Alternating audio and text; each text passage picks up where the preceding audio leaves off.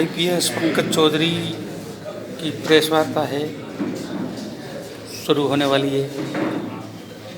जल्दी से जल्दी एक बार जुड़ जाइए।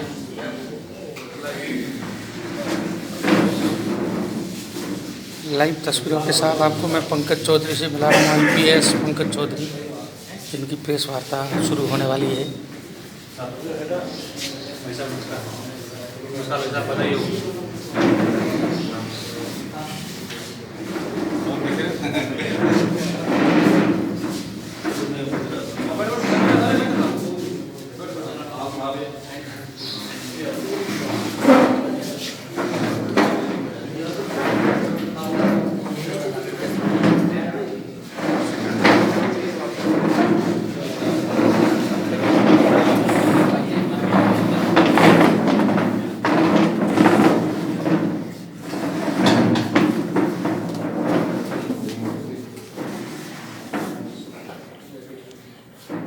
और क्या चल ठीक बढ़िया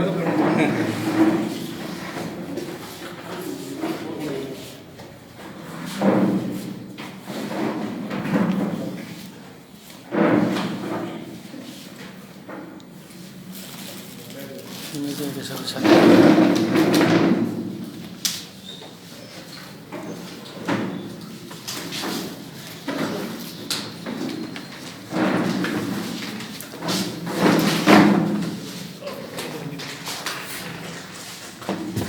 हाँ गुरु शुरू करें।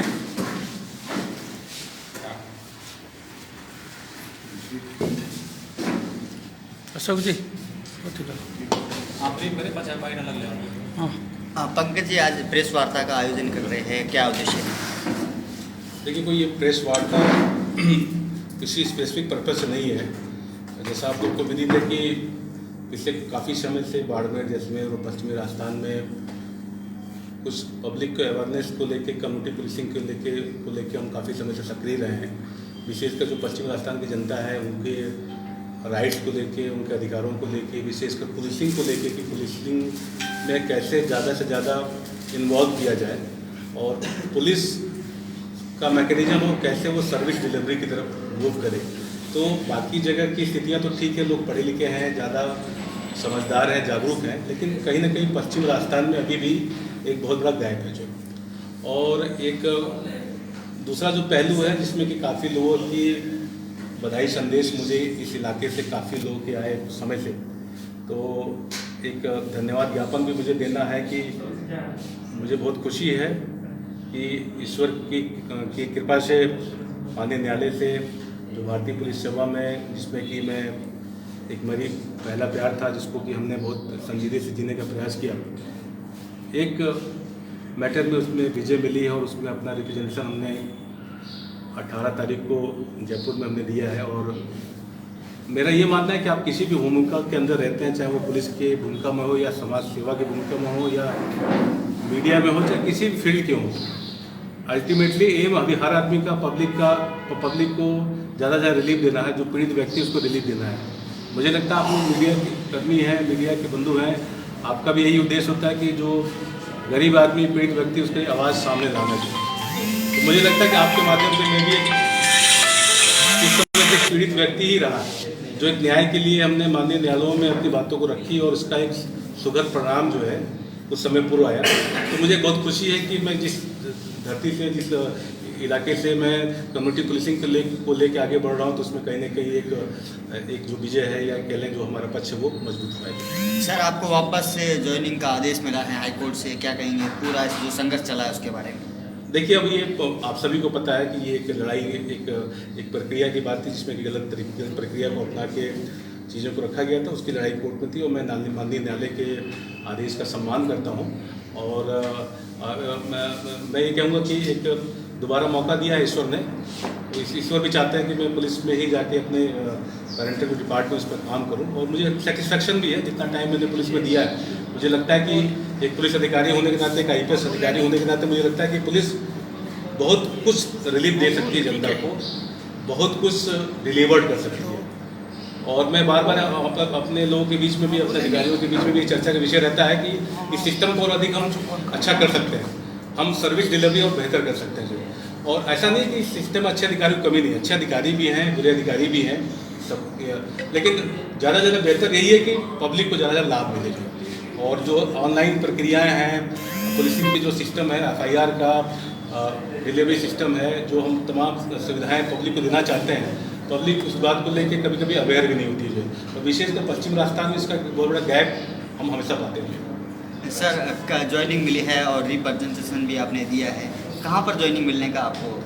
देखिए, जैसा कि मैंने कहा कि अपनी जो भूमिका है कि एक रिप्रेजेंटेशन सरकार को देना, उच्च अधिकारियों को देना, संबंधित व्यक्ति को देना, तो वो चीज़ हमने अपनी प्रक्रिया पूरी कर दी। और ये सरकार का काम है, आगे अथॉरिटीज़ का काम है कि वो आगे की प्रक्रिया में किस तरह आगे मूव करती हैं। सर अभी आपने बताया कि पुलिसिंग की अवेयरनेस को लेकर यहाँ के जो लोग हैं उनको आप जागरूक करने के लिए शुरू से ही मुहिम चला रहे हैं। अब आप वापस से पुलिस में आ गए हैं, आपको क्या लगता है कि पुलिसिंग कहाँ पर सही नहीं हो रही है और लोगों को कहाँ न्याय से पूरा नहीं मिल रहा है? देखिए, मेरा ये मानना है कि पुलिस में थाने से लेके SP से लेके आप जो उच्च अधिकारियों तक जाते हैं, चाहे वो IG हो, चाहे वो DGP हो, चाहे तमाम जो अपना पूरा सिस्टम देखते हैं, बीट कांस्टेबल से लेकर DG तक आप देखेंगे तो हर व्यक्ति समाज में भय को कम करने के लिए, लॉ एंड ऑर्डर को मेंटेन करने के लिए एक IPS अधिकारी होने के नाते जिम्मेदारी बढ़ जाती है कि आप जिले के SP के रूप में या किसी बड़े पदों पे जब आप राज्य सरकार आपको या भारत सरकार को जिम्मेदारी देती है, तो उसका एक ही मकसद होता है कि जितना ज़्यादा से ज़्यादा पब्लिक के अंदर भय खत्म हो, अपराधियों में जो है वो लगाम कसे, अपराधियों में डर पैदा हो, और एक जो पीड़ित व्यक्ति है, आम व्यक्ति है, वो निडर होकर अपना जीवन यापन कर सके। और कभी भी कोई इसको दिक्कत होती है, आस पड़ोस या कोई ऐसा बात आती है, तो वो थाने पे कुछ सहज रूप से जाएंगे। लेकिन आज भी आप देखेंगे कि एक आम पीड़ित व्यक्ति, चाहे उसकी मोटरसाइकिल चोरी हो जाए, या किसी ने उसको थप्पड़ मार दिया, या उसका एक्सीडेंट हो जाए, या कोई उसके साथ कोई वारदात हो जाए, तो वो थाने को सहज रूप से नहीं जा पाता है। तो ये गैप है। तो इस गैप को ही कम करने के लिए एक बहुत बड़ा प्रयास की आवश्यकता है, जो कम्युनिटी पुलिसिंग के नाम से जाना जाता है, जिसमें पुलिस को ही आगे बढ़ के जनता को बताना है कि अगर आप सही हैं तो थाने को अपना मित्र समझिए, और अगर आप गलत हैं तो थाना आपके लिए बिल्कुल एक विरोधी हो गया है। ऐसा नहीं होना चाहिए कि अपराधी व्यक्ति को थाने से प्यार हो जाए और एक आम व्यक्ति को थाने से डर हो जाए। तो ये जो मिथक है या ये जो गैप है, उसको दूर करने के लिए कम्युनिटी पुलिसिंग का एक बहुत बड़ा कॉन्सेप्ट है। और मेरा जो विजन है, उस विजन में यही बात आती है। मैंने एक स्लोगन बहुत पहले दिया हुआ, ना जाति, ना धर्म, ना क्षेत्र, देश सर्वोपरि। अब थाने में सपोज कोई SHO बैठा हुआ है, वो जाति पे बात करना शुरू कर दे, धर्म पे बात करना, तो वो न्याय नहीं कर पाएगा। जो एक SP जिले का बैठा है, वो जाति पे, धर्म पे बात करना शुरू करे कि नहीं, ये पीड़ित इस जाति का है तो मैं इसको न्याय दूंगा, जो है ये इस जाति का है तो मैं इसको न्याय नहीं दूंगा। जो तो ये हमारे समाज के बीच में बहुत बड़ी भ्रांतियाँ हैं, इस पर हम लोग बात जल्दी करते नहीं है। हमारे बीच सब कुछ घटित होता रहता है, लेकिन हम लोग बात नहीं करना चाहते।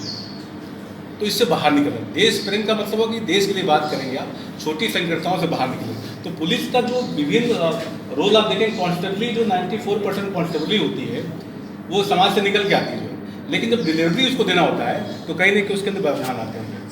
सर हाईकोर्ट के फैसले के बाद में ये माना जाए कि जो राजनेता पंकज थे, उनका पदार्पण हो गया है और नए IPS पंकज का वापस कम बैक हुआ है, तो ये मान लें कि राजनीति से आप? देखिए, मुझे तो जैसे जिस समय मुझे IPS का रिजल्ट आया था 2009 में, तो जितनी खुशी उस समय हुई थी, अभी माननीय न्यायालय का निर्णय आया तो उतनी खुशी मुझे दोबारा हुई है कि मैं दोबारा ईश्वर ने मुझे मौका दिया है। राइट, तो समाज सेवा करना है, चाहे आप पुलिस अधिकारी के रूप में करें, चाहे किसी भी रूप में करें, आपकी नीयत साफ होनी चाहिए। और हम आप लोग के बीच में लगातार मिलते रह रहे हैं। और एक जो स्लोगन की मैं बात करता हूँ, ये स्लोगन एक बहुत बड़ा मतलब एक वैसा स्लोगन है जिसपे एक्चुअली सबको काम करने की जरूरत है। और मुझे लगता है कि एक पुलिस अधिकारी होने के नाते अगर ये मैसेज में कन्वे कर पाया कि मैं अगर जाति पे बात नहीं करूँगा, मैं धर्म पे बात नहीं करूँगा, मैं क्षेत्र पे बात नहीं करूँगा, तो मुझे लगता है कि ज़्यादा बेटर डिलीवरी हो सकती है। और थाने पे आप कभी देखिएगा कि मैंने जिस जगह भी जब भी मेरी फील्ड पोस्टिंग रही, तो मैं थाने पे मैं एक स्लोगन चिपकाता हूँ कि